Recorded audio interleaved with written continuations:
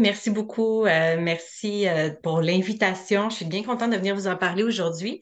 Je vais parler du cerveau, du sommeil et puis je suis contente de l'invitation. Je connaissais pas l'organisme là, venant du Québec, mais je suis contente de voir qu'il y a des gens qui sont soucieux d'avoir de l'information de qualité en français dans des régions où on est minoritaire. Là. Je pense que ça contribue à maintenir la langue en vie. Donc, je vous remercie aussi pour ça. Donc, je vais commencer un petit peu à parler du cerveau. S'il y en a qui ont l'option de chat, je ne sais pas si elle est présente ou si vous la voyez, oui, discussion. Donc, s'il y en a qui veulent, n'hésitez pas. Des fois, je vais avoir des petites questions. Si vous voulez répondre là-dedans, je vais les regarder en cours de route. Et sinon, ben, c'est ça, on va y aller avec le sommeil. Ah oui, je ne me suis pas présentée, pardon. Donc, moi, c'est Karen Debache, je suis neuropsychologue. J'ai étudié en sommeil, donc j'ai fait un doctorat en neuropsychologie à l'Université de Montréal pour comprendre comment le sommeil influençait la mémoire. J'étais très intéressée avec l'anatomie du cerveau aussi, donc de quels changements physiologiques prennent place et de quelle façon le sommeil aide à la performance et à la mémorisation. Donc, c'est ce que j'ai étudié. J'ai terminé en 2013 et ensuite, j'ai travaillé plutôt en clinique. Donc, je me suis dirigée toujours chez une clientèle adulte pour parfois des troubles d'apprentissage, mais plus récemment en gériatrie. Donc, en fait, récemment, depuis 7 ans maintenant, je travaille avec les personnes âgées, des évaluations cognitives, et puis c'est mon travail quotidien dans le réseau public au Québec. Donc, c'est ce que je fais. Donc, n'hésitez pas si vous avez des questions. Puis, euh, sinon, ben, naturellement, il y a comme Éléonore disait, l'abécédaire sur le site là, santécognitive.com. J'ai l'impression qu'il y a déjà beaucoup d'informations. Vous voyez bien mon écran? Oui, parfait. Oui.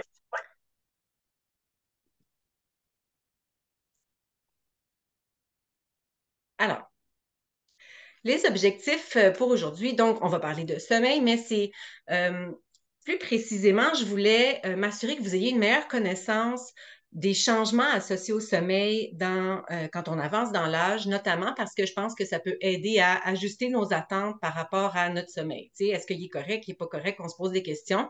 Donc, j'aimerais ça que vous soyez capable de répondre à vos questions suite à la conférence.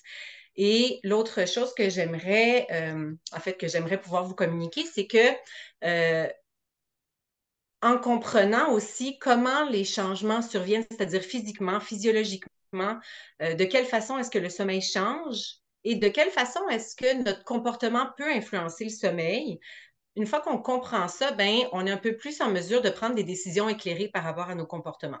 Donc, à savoir, est-ce que j'adopte ou pas certaines habitudes de vie, par exemple. Et finalement, on va regarder un petit peu s'il y a des façons de faciliter un peu la mise en action, si jamais on veut changer nos habitudes. Donc, notre besoin de sommeil, est-ce qu'il diminue beaucoup en vieillissant? C'est comme un vrai ou faux, selon vous. Non, Non? non. Ben, j'en ai une réponse et puis je vais la prendre parce qu'elle est bonne.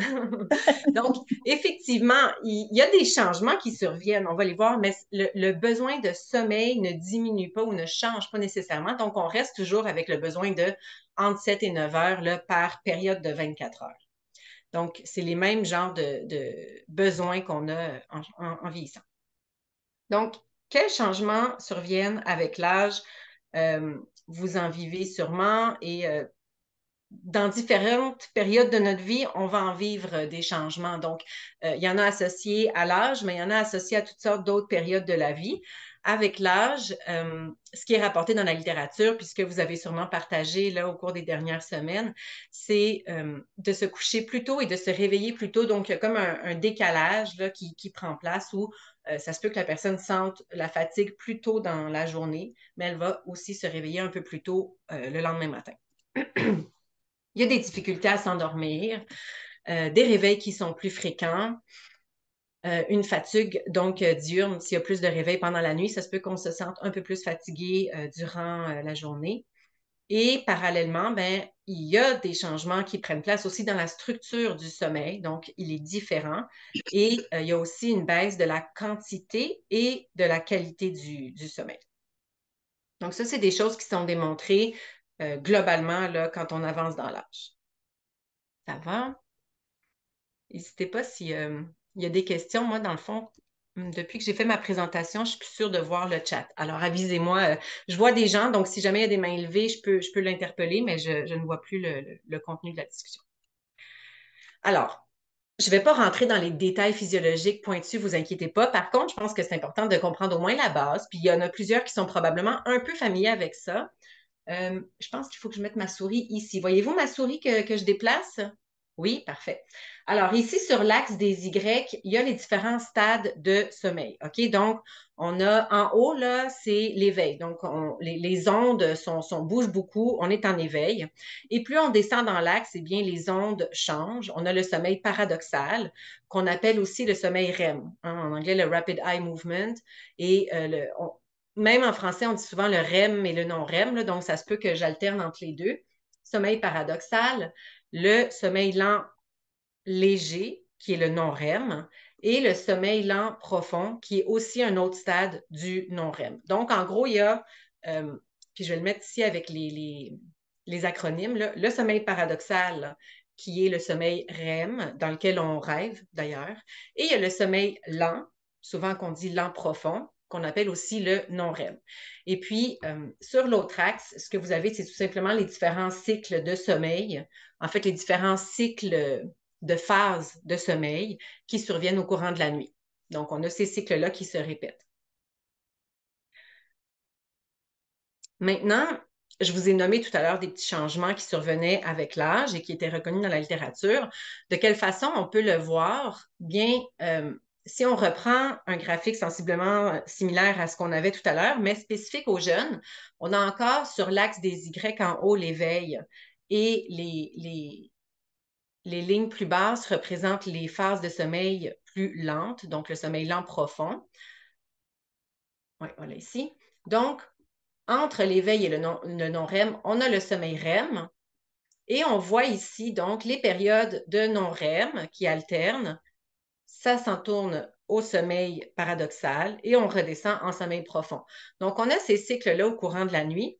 Et en noir en bas, parce que sur l'axe des X, c'est le temps qui passe pendant la nuit, on voit en noir les blocs de sommeil paradoxal. Donc, ça nous donne une petite idée du décours temporel de la nuit. Puis ce qu'on peut remarquer, même si c'est peut-être subtil, c'est qu'au début de la nuit, il y a un peu plus de sommeil lent, alors que vers la fin de la nuit, il y a plus de sommeil paradoxal.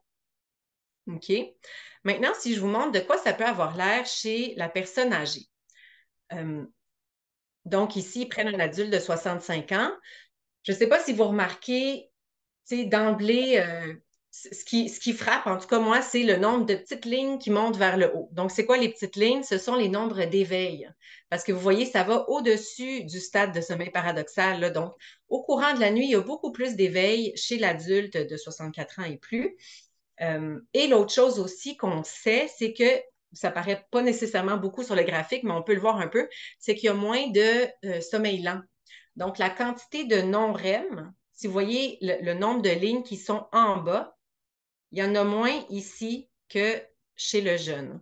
Donc, ce qui est quantifié, notamment, donc tantôt quand je vous disais on se réveille plus la nuit, ben en fait, c'est ça ici qu'on voit. La personne âgée se réveille, il y a effectivement plus de réveils qui surviennent pendant la nuit et il y a aussi moins de quantité de sommeil lent. Donc, la personne âgée a moins de sommeil non REM que le jeune. Vous me suivez? Donc, les changements vrais ou faux? Les changements dans la structure du sommeil qui prennent place en vieillissant surviennent même si vous êtes en santé. Donc, les changements que je viens de vous décrire, c'est-à-dire qu'il y a plus de réveil, il y a moins de sommeil lent. Euh, Ceux qui sont plus qualitatifs, c'est qu'il peut y avoir un peu plus de temps avant de s'endormir. Selon vous, est-ce qu'il y en a qui veulent se lancer? Là, je ne sais Vrai, pas si je le vois. Oui, c'est vrai. c'est vrai? Oui, c'est bien. Effectivement, ce sont des changements qui sont attendus, OK, avec le vieillissement. Donc, ils surviennent même si on est en santé. Donc, c'est là aussi où, quand je parlais dans les objectifs d'ajuster ses attentes, si on comprend bien c'est quoi qui est attendu, ben après ça, la réaction qu'on va avoir, elle va être au moins proportionnelle ou c'est ça, un peu. Je veux pas que ça génère de stress là, s'il y a des petits changements qui surviennent dans votre sommeil. On verra par contre que s'il y a des répercussions sur votre fonctionnement, c'est autre chose. Maintenant, si on parle de l'impact du sommeil, qu'est-ce qu'un bon sommeil? Alors, pour être honnête, j'avais commencé ma présentation. En fait, ma présentation était terminée et ce matin, quand je révise, je voulais vérifier des petites choses par rapport à notre perception du sommeil, quand nous, on a un bon sommeil. Et puis là, je suis tombée sur une étude qui a tout remis en question. Notamment, ça disait even if the term sleep quality is commonly used in sleep medicine, there is still a lack of an established definition for the term. Fait que là, j'essaie de parler de qualité de sommeil, puis en fait, ben, même si on en parle souvent de qualité de sommeil, même dans les études, on parle de ça, ben, en fait, il n'y a pas de définition sur qu'est-ce qui est un bon sommeil. Et le problème, pourquoi je suis arrivée là-dessus, c'est que en fait, nous ne sommes pas des bons juges sur notre perception de est-ce que j'ai bien dormi ou je n'ai pas bien dormi. Alors là, c'est sûr que si nous, on n'est pas un bon juge et que ce que nous, on juge n'est pas la même chose que ce que le chercheur va juger quand il nous mesure là, l'activité cérébrale pendant la nuit, là, je me dis, OK, ben, c'est quoi qui définit le bon sommeil? Alors, c'est pas si évident. Mais quand je vous dis qu'on n'est pas des bons juges, c'est quand, par exemple, ils prennent 80 personnes âgées qui ont dormi, ils mesurent leur sommeil et ils leur demandent aussi de rapporter eux-mêmes qu'est-ce qu'ils pensent de leur sommeil. Et il y a 50 qui vont sous-estimer la qualité de leur sommeil. Donc, ça veut dire que c'est quand même beaucoup. C'est 80 personnes, OK? Ce n'est pas des milliers non plus, mais quand même. 50 vont sous-estimer la qualité de leur sommeil, c'est-à-dire que selon ce que le chercheur, lui, a mesuré, il trouve que le sommeil est bon, alors que la personne, elle va avoir la sensation que son sommeil n'était pas bon. Et à l'opposé, il y a 30 qui vont surestimer la qualité de leur sommeil. Donc, il y a un 30 qui, eux, trouvent qu'ils ont bien dormi, mais le chercheur, lui, peut-être qu'il juge que la qualité de son sommeil n'est pas si bonne que ça. Donc, c'est là où je me suis un peu posé la question. Alors, on va garder en tête qu'il y a des nuances, mais vous allez voir, il y a quand même des principes de base, je pense, qu'on peut retirer. Euh, Ce que je trouve dans les différentes études là, qui peut quand même être associé au bon sommeil, c'est quand on a la sensation que ça a été réparateur. Okay? Donc, on a la sensation d'être reposé. Après ça, est-ce que ça vient tout de suite quand on se réveille versus après notre premier café? Je n'irai pas jusqu'à cette nuance-là, mais la sensation d'être reposé, c'est aussi, après ça, pendant la journée, est-ce qu'on se sent attentif? Est-ce qu'on sent que notre temps de réaction est quand même adéquat? Donc, ça, c'est les choses sur lesquelles le sommeil peut avoir un impact. Le temps de réaction, se sentir plus alerte et aussi avoir une meilleure mémoire. Donc, on a besoin de moins de répétition d'informations pour bien comprendre les choses. Donc, quand on a un bon sommeil, c'est le genre de choses qui peuvent être améliorées ou qui peuvent, c'est les facteurs sur lesquels le sommeil a une influence. OK? Donc, quand on a un bon sommeil, on va se sentir plus reposé, plus attentif, etc. À l'opposé, bon, un moins bon sommeil peut causer le contraire, c'est-à-dire que euh, quand on a justement une qualité de sommeil qui est diminuée, ou si on trouve qu'on a eu une mauvaise nuit, en fait, ce que l'étude précédente, là, le fait qu'on a un mauvais jugement, mais ce à quoi ça me fait réfléchir, c'est le fait que ça se peut qu'on juge qu'on a eu une mauvaise nuit de sommeil, mais pendant la journée, comment on se sent? Donc, est-ce qu'on se sent reposé ou pas? Mais c'est sûr que si pendant la journée, on sent qu'on n'est pas reposé, on sent que notre attention est diminuée, qu'on est plus ralenti, puis que ça nous prend plus de temps à faire les choses, qu'on est moins alerte, puis que, coudon, je perds le fil facilement, bien là, il y a peut-être un impact du sommeil. Parce que c'est aussi démontré là, dans la littérature que si il y a quand même des corrélations ou même des effets causatifs que si la qualité du sommeil est moindre, il va y avoir une répercussion sur ces aspects cognitifs-là.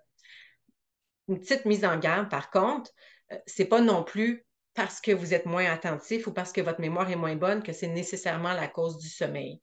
OK? Donc, il y a plein de facteurs possibles qui peuvent influencer notre cognition, hein, c'est-à-dire toutes notre habileté à réfléchir. Puis j'ai mis des fleurs pour me faire penser au fait que si j'ai pas de fleurs dans mon jardin, euh, ben en fait, si je fais l'analogie, le sommeil étant le soleil, vu que ça se ressemble beaucoup. Donc, les fleurs ont besoin de soleil, mais moi, si j'ai pas de fleurs dans mon jardin et que mon jardin est très ensoleillé, ben ça marche pas. Donc, c'est pas seulement le soleil qui contribue au fait que j'ai des fleurs. Tu sais, ça se peut que je suis juste pas assidue puis je les arrose pas. Ça se peut que moi, c'est plus de l'argile sur mon terrain. Il n'y a pas vraiment de bonne terre.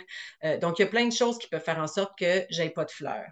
Et ma mémoire, ma concentration, mon temps de réaction, le sommeil, c'est très important, c'est sûr, mais il y a d'autres choses aussi qui peuvent faire en sorte que ma cognition va être altérée. Donc, un moins bon sommeil peut causer des problèmes cognitifs, mais ce n'est pas nécessairement parce qu'on a des problèmes cognitifs que ça veut dire que j'ai un mauvais sommeil. C'était juste ça la petite nuance. Alors, dans le contexte des changements de notre structure du sommeil en vieillissant, parce que là, on a compris qu'il y avait des changements physiologiques qui prenaient place, des répercussions sur notre fonctionnement sont inévitables parce que c'est quand même des changements physiologiques. Donc, est-ce que ça va se répercuter sur notre fonctionnement, selon vous? Un hochement de tête? Oui, non? Oui. Alors, il va y avoir, excusez-moi, Céline, vous avez dit oui, c'est ça? Oui, oui, ça va de soi pour moi. Ça va de soi. Alors, ça va de soi, il va y avoir des changements sur notre fonctionnement. Et étant donné qu'on est à l'oral, c'est plus facile parce que là, je comprends que vous dites ça va de soi, il y a des changements de fonctionnement. Là où moi, j'ai quand même pensé que c'était faux, c'est l'aspect inévitable. Est-ce qu'ils sont inévitables? Ben, en fait, pas nécessairement parce qu'il y a quand même des choses qu'on peut faire pour changer la donne. Tu sais, c'est-à-dire que on a quand même un peu de contrôle.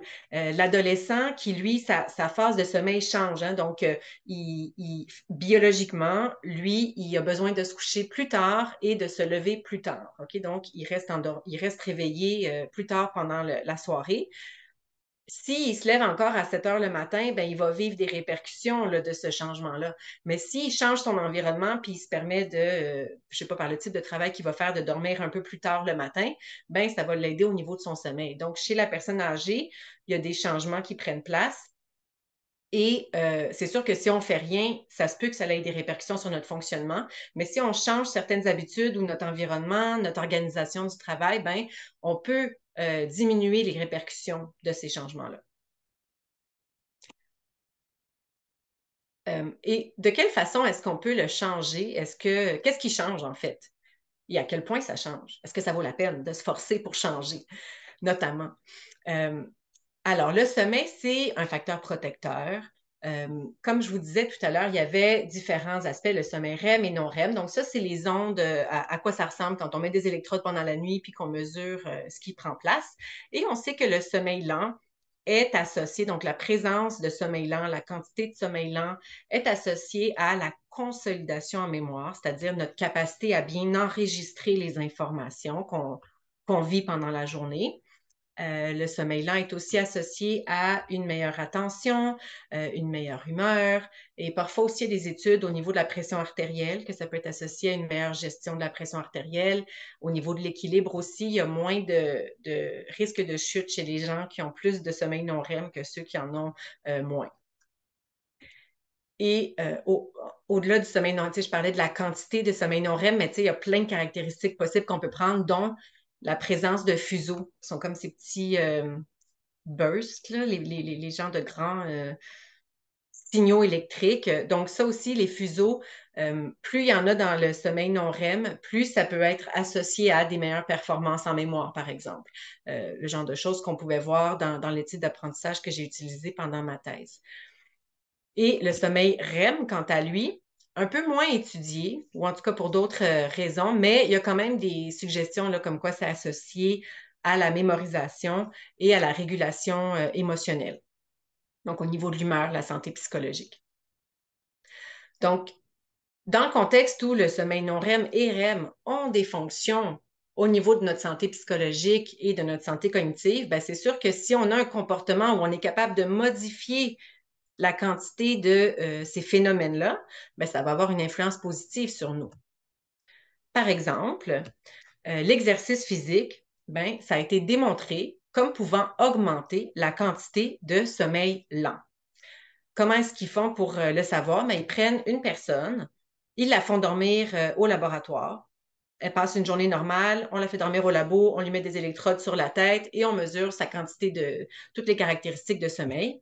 On prend la même personne, on lui fait faire des exercices et elle passe à nouveau une nuit au laboratoire et on peut mesurer que ben, la nuit qui suit la période d'exercice, puis on part d'une seule période, eh bien, elle contenait plus de sommeil non REM. Puis naturellement, ils vont contrebalancer, hein. Donc, parfois, ça va être la première nuit après laquelle ils ont fait des exercices, la première journée, et la deuxième journée, ils ne font pas d'exercice. Et le même phénomène se produit. Donc, euh, de faire l'exercice physique permet d'augmenter la quantité de sommeil non REM. Et ben, si on en a plus, ben, ça peut avoir donc l'impact positif sur la cognition. Ça, c'est après une nuit, mais naturellement, ça a été reproduit plusieurs fois. Et quand on prend des groupes où il y a des exercices physiques qui sont faits en plus de façon régulière, donc sur des plus longues périodes de temps, ben, on voit que les personnes âgées qui font un exercice régulier versus les personnes âgées qui ne font pas d'exercice régulier, ceux qui font de l'exercice ont plus de temps endormi durant la nuit, ils s'endorment plus rapidement et ils ont une sensation d'être plus reposés au réveil. Donc, ça, ce sont les bénéfices, par exemple, pour l'exercice physique et c'est une façon qui pourrait permettre de modifier un peu les changements qui surviennent avec le vieillissement dans le sommeil. Parallèlement, euh, parce que j'ai parlé de quantité de REM et non REM, là, mais il y a autre chose aussi que la nuit fait, puis ça, c'est quand même un peu plus récent dans la littérature. C'est un peu, c'est comme à un autre niveau. Au lieu de parler du niveau électrique, on parle du niveau un peu plus biochimique. Lorsqu'il y a une détérioration de la qualité ou de la structure du sommeil, bon, ben, ce que ça fait, c'est qu'il y a plus de périodes d'éveil et à l'opposé, ben, ça veut dire qu'il y a moins de sommeil, il y a moins de non-REM et il y a moins de phénomènes de fuseau qui prennent place pendant le non-REM. Conséquemment, ce que ça fait, c'est que ça augmente la production de certains métabolites qu'on appelle les bêta-amyloïdes. Je ne sais pas si certains en ont entendu parler, si vous êtes dans des conférences comme aujourd'hui sur le sommeil, pas tout le monde. Les bêta-amyloïdes, ce sont des métabolites, c'est comme un petit déchet toxique, mais qui prend place chez tout le monde. Il est produit pendant la journée, mais ce qu'on comprend maintenant, c'est que le sommeil permet un nettoyage de ces petits déchets métaboliques-là. Donc, lorsqu'on oui, c'est ça. Je pensais que je m'étais trompée dans mon sens de flèche, pardon. Donc, lorsqu'il y a une diminution du sommeil, étant donné que le sommeil joue un rôle pour nettoyer ces métabolites, ben, ça diminue notre habileté à nettoyer les bêta-amyloïdes. OK? Euh, L'autre chose qu'on sait lorsqu'il y a moins de sommeil, moins de non-REM, moins de fuseau, c'est qu'il y a une augmentation de la propagation d'agrégats de la protéine Tau, qui est un autre type de déchets métaboliques. C'est un type de protéine qu'on accumule pendant la journée, mais qu'on nettoie pendant la nuit. Donc, c'est ce nettoyage-là qui prend place et qui est plus récent. En tout cas, pour moi, c'est plus récent, là, ce genre de connaissances-là. Et ce qu'on sait, c'est que ces deux types de déchets métaboliques-là sont associés à la présence d'une maladie d'Alzheimer, donc à la cognition. C'est ça. Donc, si on prend les deux ensemble, là, le fait qu'il y ait plus de production de bêta-amyloïdes, moins de nettoyage parce qu'il y a plus de périodes d'éveil, moins de sommeil, ça augmente le fardeau, donc la quantité de bêta-amyloïdes. Il y a une augmentation des protéines tau. Bien, c'est sûr que c'est des, des, des aspects qui nous mettent à risque par rapport au développement de la maladie d'Alzheimer. Après, je ne veux pas vous faire peur parce que euh, un mauvais sommeil, ce n'est pas non plus une condamnation, OK? C'est une caractéristique parmi beaucoup d'autres, comme je disais tantôt, qui influence la cognition. Puis je veux que vous sachiez quand même que pour le même niveau de pathologie de bêta-amyloïde et de protéines tau, ben, en fait, il y en a qui vont développer des troubles cognitifs, mais il y en a d'autres qui, pour le même niveau de pathologie, n'auront pas de troubles cognitifs.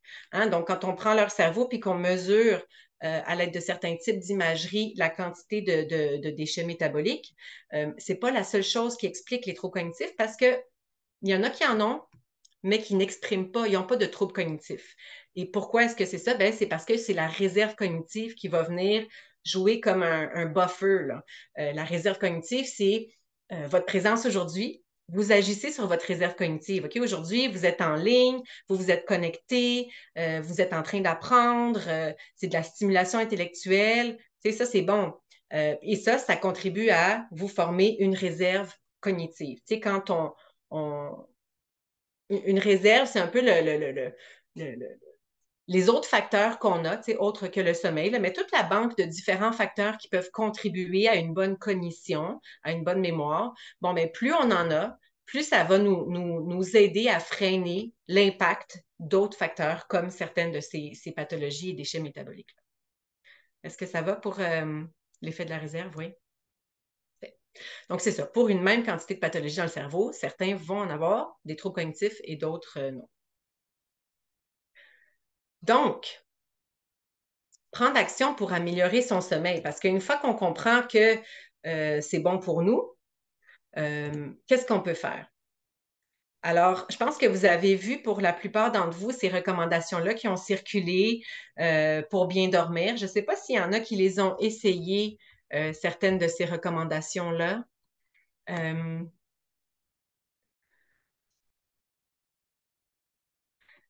parce que ben, ils sont tous pertinents, hein, puis ce que ça a été démontré, que ce soit justement l'exercice physique, il est là, s'exposer à la lumière, se déconnecter des écrans, modérer la consommation de caféine, toutes ces recommandations-là, en fait, elles sont là parce que elles ont été démontrées comme ayant un impact significatif sur la qualité de votre sommeil. Donc, sur, par exemple, peut-être le nombre d'éveils nocturnes, peut-être sur le temps d'endormissement, peut-être sur la quantité ou la qualité du sommeil lent, c'est-à-dire la quantité, mais aussi est-ce qu'il y a plus de fuseaux ou pas. C'est ça, la quantité de fuseaux, c'est l'autre après. La quantité de fuseaux durant le sommeil lent. Donc, toutes ces recommandations-là vont avoir une influence sur ces caractéristiques du sommeil que vous avez. OK? Donc,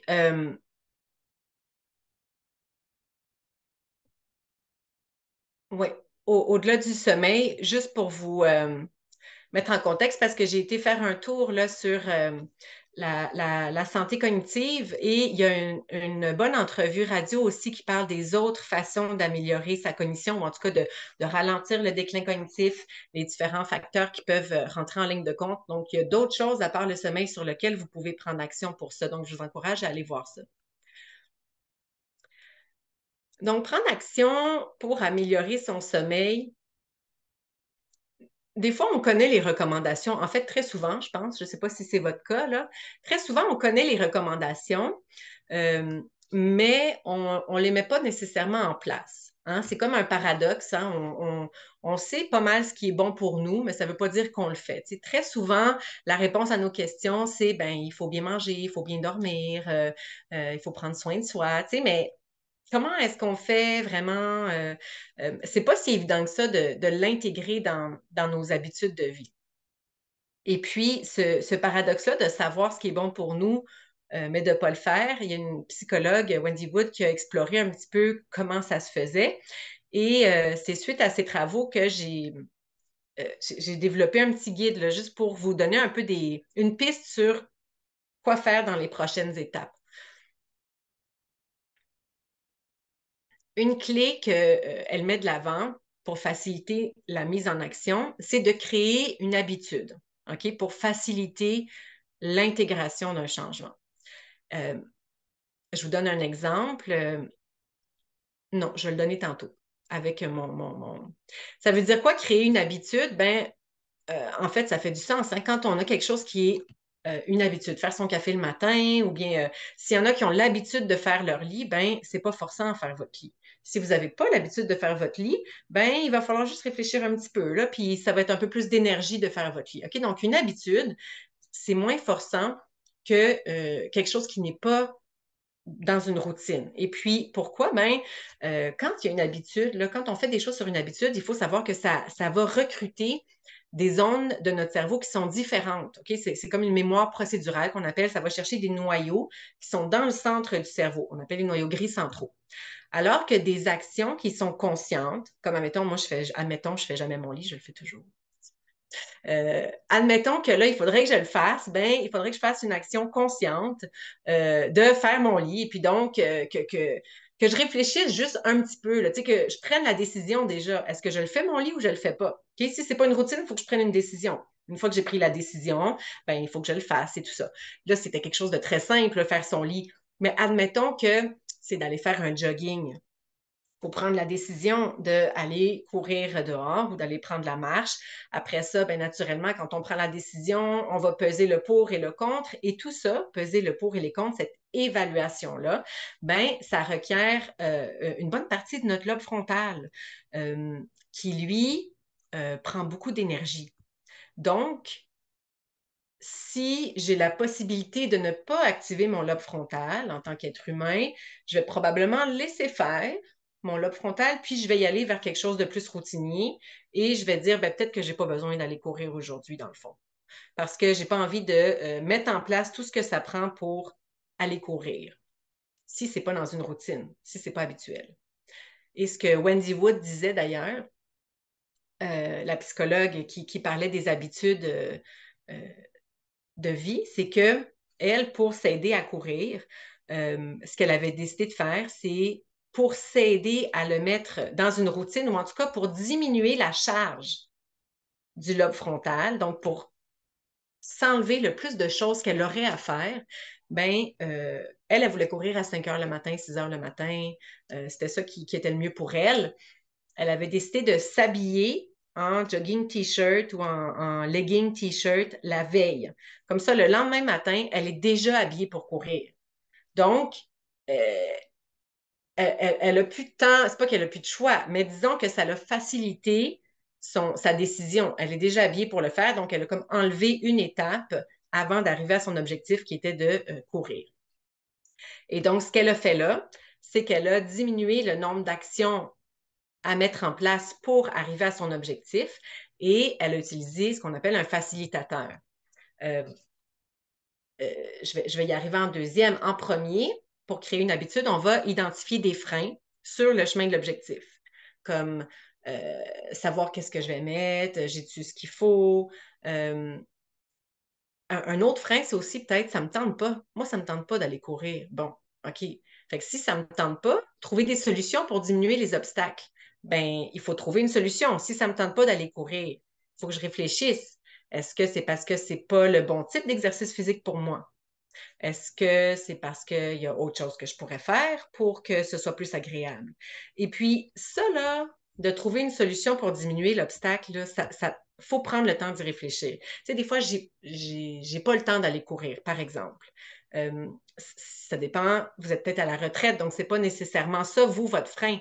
Mais moi, quand j'ai fait l'exercice pour une autre situation, juste de trouver la solution au frein, je peux discuter de ça avec mon conjoint pendant 30 minutes là, pour qu'on trouve comment est-ce qu'on va réussir à le faire. Donc, il faut prendre le temps d'y réfléchir, OK? C'est ça qui va vous aider. Il faut se creuser la tête. Vous êtes mieux de le faire avant de commencer. Une fois qu'on a trouvé des freins et qu'on a trouvé des solutions pour les freins, ben, on va identifier des facilitateurs, comme par exemple l'histoire de s'habiller avant, c'est un facilitateur. Augmenter l'agréabilité, donc, bon, ben, au lieu de courir, je vais aller marcher avec un ami, fait qu'on va pouvoir discuter ensemble. Bon, ben, ça va rendre ça plus agréable. OK? Ou alors, on va modifier l'environnement. Par exemple, euh, je sais pas moi, vous voulez pas manger de chips, vous voulez faire attention à votre alimentation, bien, mettons le sommeil. J'étais dans une présentation pour le sommeil, j'étais partie sur l'exercice physique, moi, là. Mais c'est bon pour tout l'exercice physique, fait que vraiment. Mais pour le sommeil, par exemple, j'avais l'habitude de lire sur ma tablette, j'étais tout le temps sur les réseaux sociaux, bien, je lisais sur ma tablette avant de dormir. Mais en fait, maintenant, je trouve que ça me prend plus de temps à m'endormir qu'avant. Donc, il faudrait que j'arrête de lire sur ma tablette, mais j'arrive pas à m'en empêcher. Un facilitateur, un peu peut-être radical, mais je l'utiliserais si j'en avais besoin, ben, c'est que vous pouvez tout simplement éteindre votre Wi-Fi. À partir de 8 heures le soir, j'éteins mon Wi-Fi, c'est programmé. Donc, en fait, j'ai plus l'option. Et là, je suis dans mon lit, ma tablette ne va plus marcher. Puis là, si je veux vraiment utiliser, il faut que je me lève, que j'aille ouvrir mon routeur, que j'ouvre mon Wi-Fi. Tu sais. Donc, on va essayer d'identifier qu'est-ce qui pourrait m'aider à atteindre mon objectif? Qu'est-ce qui peut m'aider à passer à l'action? Puis on va le mettre en place. Donc, le petit guide, là, ça vous aide à faire ce que je viens de vous décrire là en plusieurs étapes. OK?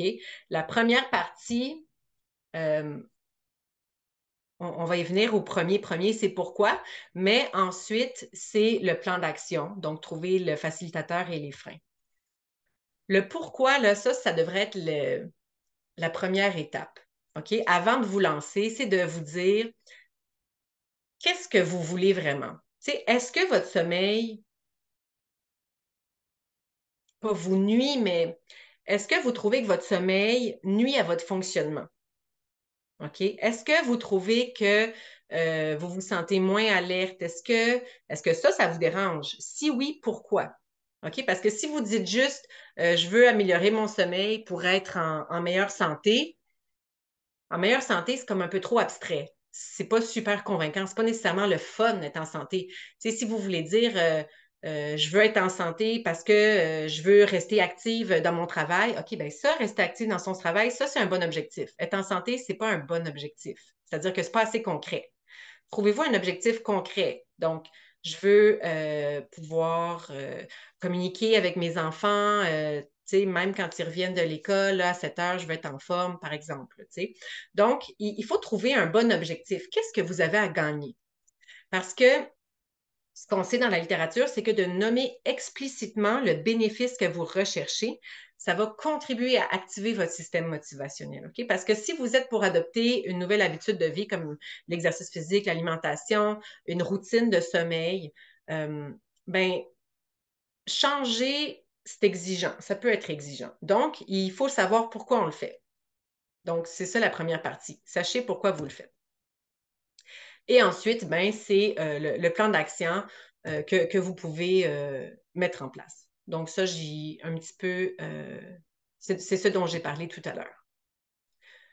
Donc, avec votre objectif en tête, que ce soit par exemple à favoriser une routine de sommeil. Moi, admettons, vous vous réveillez à 5 heures le matin, vous déjeunez, puis finalement, vous allez vous recoucher. Donc là, vous vous réveillez à 10 heures le matin. Fait que là, finalement, vous êtes plus tant fatigué, puis là, ça a tout décalé. Donc, vous voulez mettre en place une routine de sommeil. C'est pas si évident parce que si vous n'avez pas d'obligation le matin, ben c'est sûr que c'est facile de se dire, ben, je vais retourner me coucher. Pourquoi est-ce que je mettrais mon réveil si j'ai pas d'obligation? Donc, il faut savoir pourquoi je mets mon réveil. Ben, je mets mon réveil parce que si je dors jusqu'à 10 heures, ben, je le sais que je vais avoir de la misère la nuit d'après, puis que le lendemain, le surlendemain, je me sentirai pas bien.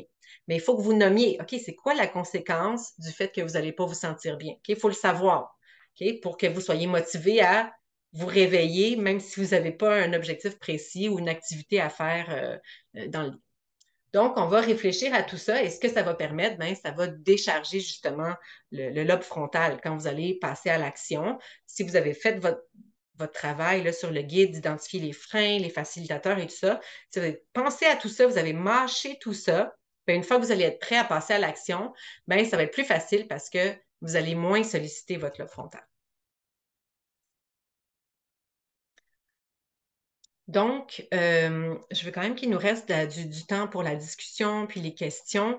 Euh, de façon générale, là, si on tente de modifier un comportement, c'est sûr qu'il va y avoir des essais-erreurs, des ajustements en cours de route par rapport à nos objectifs.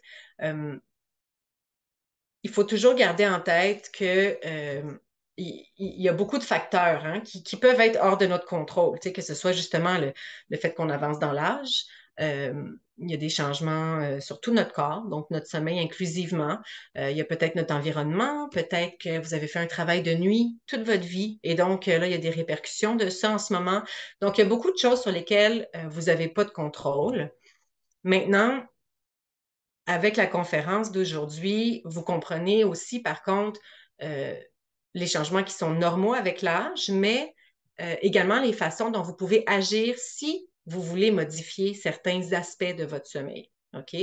Après, ça ne veut pas dire que ça va tout régler, mais ça va, en tout cas, si vous prenez action puis que c'est le sommeil qui est la difficulté, ça va aider au moins dans une certaine mesure. Et donc, ça va limiter ça va rapetisser au moins les difficultés résiduelles que vous allez vivre. Là. Et là-dedans, j'inclus dans les actions des consultations médicales. Là. Donc, au-delà de ce que vous pouvez faire, vous en faites un peu par vous-même. Si jamais il reste des problématiques, il y a toujours les consultations médicales puis d'autres investigations qui sont possibles. Et ensuite, ben, il y a aussi le choix qu'on peut faire de s'adapter à notre nouvelle situation parce qu'il y a plein de défis qui peuvent survenir avec l'âge euh, à différents moments de la vie d'ailleurs, pas seulement avec l'âge. Donc, en conclusion, les changements qui surviennent peuvent modifier la quantité et la qualité du sommeil. Un bon sommeil, même si on ne sait pas exactement c'est quoi, on comprend que c'est réparateur, il y a du REM, il y a du non-REM, il y a des fuseaux et ça donne, quand il y en a, la sensation d'être reposé et attentif durant la journée. Donc, vous pouvez demander si vous êtes satisfait. Si vous êtes satisfait, tant mieux. Vous n'êtes peut-être pas obligé de prendre action spécifiquement pour votre sommeil si vous êtes satisfait de votre sommeil. Si vous ne l'êtes pas, ben là, vous pouvez, par contre, prendre action en mettant en place certaines recommandations. Une à la fois, c'est plus facile. Donc, vous avez le contrôle sur certains changements qui prennent place en lien avec votre sommeil. Vous pouvez modifier votre comportement et puis, n'hésitez pas à chercher de l'aide pour modifier votre comportement. Comme je vous dis, trouvez les, les, les, les, euh, les façons de surmonter les obstacles, donc trouver une façon de surmonter vos freins. Ça se peut que vous ayez besoin d'accompagnement, tu sais, par une ergothérapeute, une travailleuse sociale, une amie, mais n'hésitez pas à aller chercher de l'aide si vous n'arrivez pas à intégrer certaines habitudes de vie. Et finalement, de consulter un professionnel si ça ne fonctionne pas, s'il y a d'autres investigations que vous voulez faire, par exemple pour différentes pathologies du sommeil, comme l'apnée du sommeil, insomnie, etc., pour accéder à des traitements, en fait, qui sont associés à ces conditions-là. Donc voilà, ça fait le tour de cette conférence dans le cadre de l'abécédaire d'un cerveau en santé.